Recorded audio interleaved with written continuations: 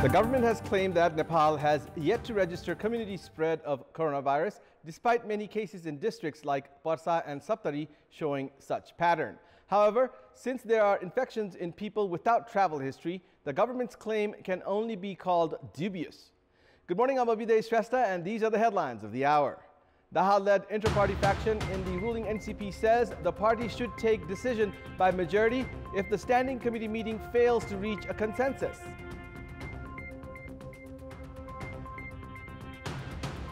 The death toll due to coronavirus in the country climbs to 48. Number of cases reaches 18,752.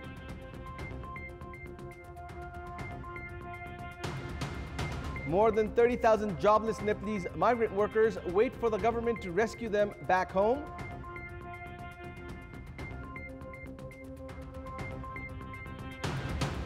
And Republicans propose spending an additional $1 trillion to address the economic damage caused by the coronavirus pandemic in the United States. The disgruntled faction of the ruling Nepal Communist Party, led by Executive Chairman Pushpakamal Dahal, has concluded to hold the standing committee meeting scheduled for today at any cost and has prepared to make consensus seeking for an alternative way by taking a decision through majority if efforts to forge an agreement fail. Executive Chairman Dahal met with senior leader Dro Jhalanath Khanal and Madhav Kumar Nepal and spokesman Naran Kaji Shrestha at his residence in Kumaltar yesterday. The meeting lasted for almost 2 hours. Speaking with Kantipur News, senior leader Khanal said that the meeting concluded to hold the standing committee meeting slated for today, and if the meeting would fail to make consensus, then it would seek for an alternative way by taking a decision through majority. Dahal's secretariat informed that yesterday's meeting was taken as a preparation for today's standing committee meeting at a time when dispute has heightened between both the chairman, Prime Minister KP Sharma Oli, and Executive Chairman Pushpakamal Dahal. However, Party Vice Chairman Bamdev Gautam and Home Minister Ram Bahadur Thapa were not present in the meeting. The disgruntled faction has been seeking for the resignation of Prime Minister KP Sharma Oli from either of the posts of Premiership or Chairman. However, Prime Minister Oli has not budged from his stand of not giving up on either of the posts and has challenged the disgruntled faction to come up with an alternative option. The Oli-led faction has been claiming that the resignation of one of the chairmen would not settle the ongoing dispute, and there is no logic for another chairman to remain in the post.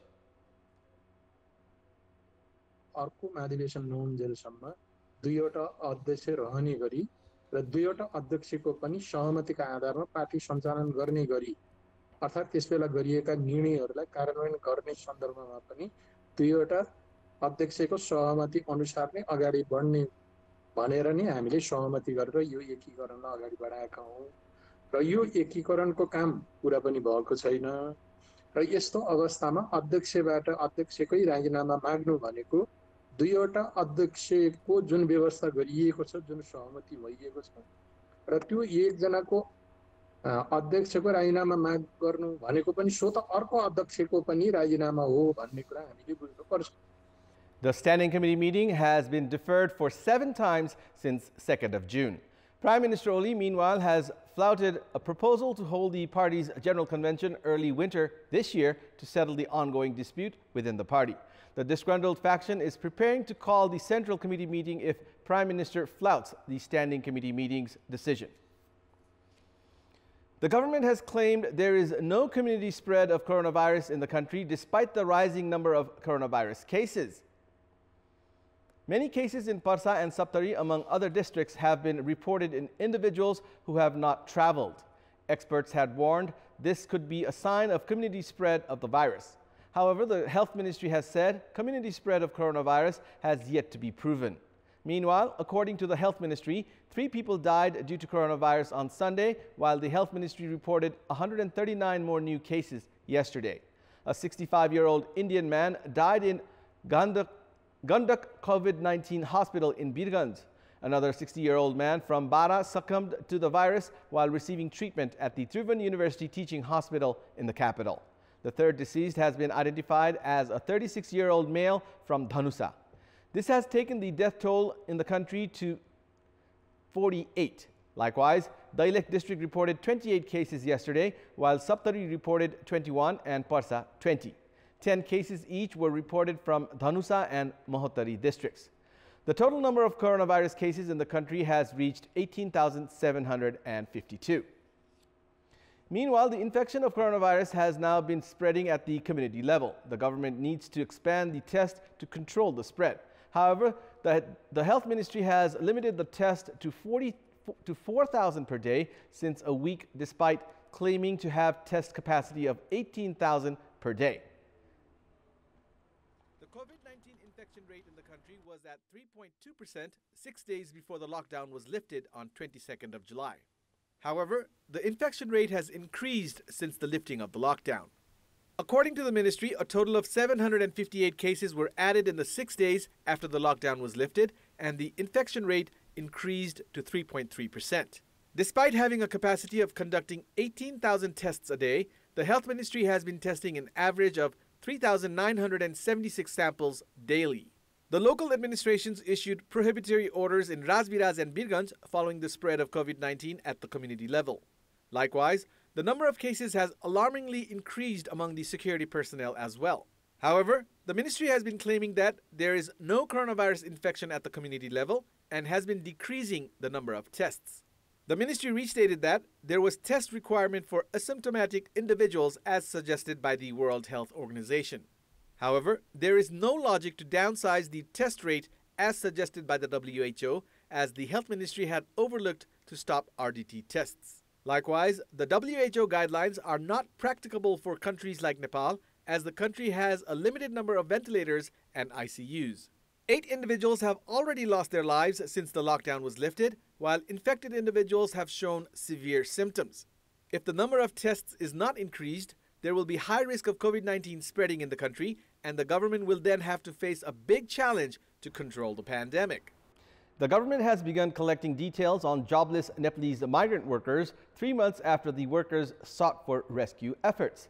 Thousands of Nepalese citizens abroad have lost their jobs as industries have been shut down due to the global coronavirus pandemic. It is yet uncertain when the government would be done collecting the details and when the stranded Nepalese workers would be rescued. The government of Nepal brought home around 30,000 Nepalese migrant workers in chartered flights since June. However, none of those rescued included citizens who lost their jobs abroad to the coronavirus crisis. Those who returned either had access to diplomatic missions or could afford hefty chartered flight fares. Meanwhile, around 40,000 others who worked in small and medium-scale companies in Malaysia and other Gulf countries have been struggling to return home, making rounds of the diplomatic units. उहाँहरू धेरै नै मान्छेहरू चाहिँ अब ठुला देशहरुमा जस्तो कतार भयो, युएई भयो, साउदीमा ठुलो नम्बरमा मान्छेहरू पर्खिन पहिल्यै नाम लेखेका मान्छेहरू नि धेरै बाँकी छन्। साना तथा मझौला कम्पनीमा काम गर्ने प्लस कम्पनी भागेका र केही पैसा आफूसँग भइराखेका तर अब यहाँ खाँदा पिँदै सकिएपछि भोलि बल्लै टिकट काटेर चाहिँ घर जाने भन्ने कुरा पनि उहाँहरुको चिन्ताको विषय छ।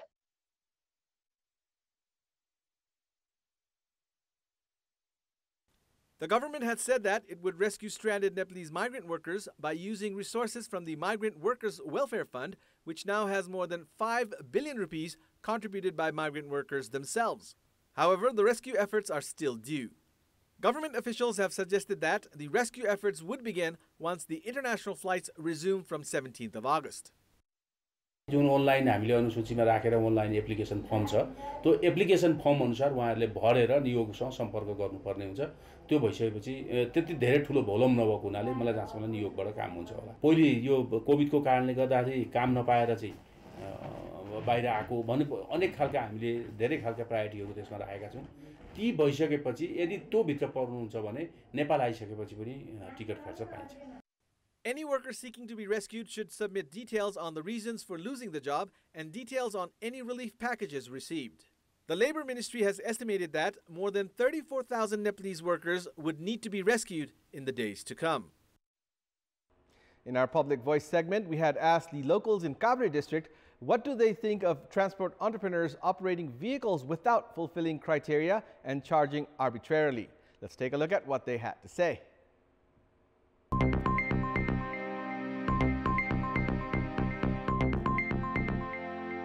पक्षको नि कमजोरी अब गाडी चलाउनेको नि कमजोरी होला अब सरकारले पनि छोड्दैछ लापरवाही नि गरिरहेछ उनीहरूले नि चेक गरेकै छैन आधा मात्रै पेसेन्जर भएर गाडीहरूलाई घाटा हुन्छ भनेर मापदण्ड निश्चित मापदण्ड तोकेर 50% मात्रै बढाउने भनेको छ तर गाडीमा खजाखज एउटा सिटमा 2 जना उभिएर पनि हिँडेको छ भाडा डबल लिएको छ के हो दाउ भन्नी खाजी हाल्ने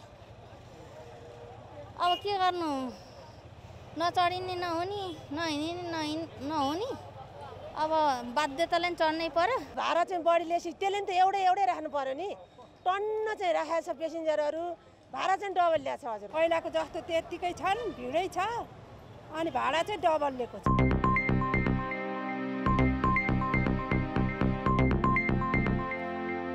And it's time now for our segment Public Pulse, where you text us with your opinion. Public Pulse. And here's the question. Why has the government delayed the process to rescue Nepalese migrant workers?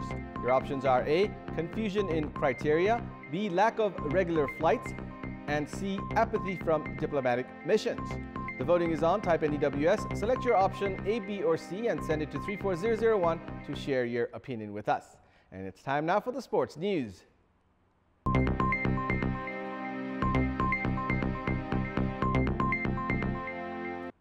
Ramesh Silwal has been reappointed as the member secretary of the National Sports Council.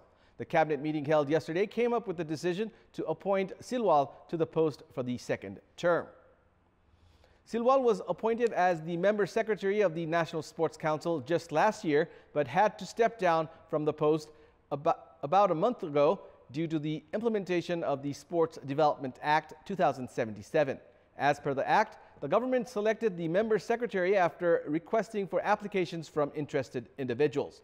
A total of 27 individuals had turned in their applications vying for the post. Along with Ramesh Silwal, the names of former captain of the national volleyball team, Anju Shrestha, and ruling Nepal Communist Party's central member, Lil Bahadur Thapa, were recommended. Heavy rain prevented any play on day 4 of the third test between England and West Indies at Emirates Old Trafford yesterday. It means England will need to take 8 wickets on the game's final day today to win the test and series. West Indies are 10-2, chasing an unlikely 399 to win a series in England for the first time since 1988. The series is currently locked at 1-all, with England looking to protect a 6-year unbeaten home record. When play does resume today, England bowler Stuart Broad will be 1 wicket away from becoming only the second Englishman to reach 500 test wickets. And that's all for the moment. Keep watching Kantipur Television HD for more news and entertainment. Thank you for watching. Have a good day.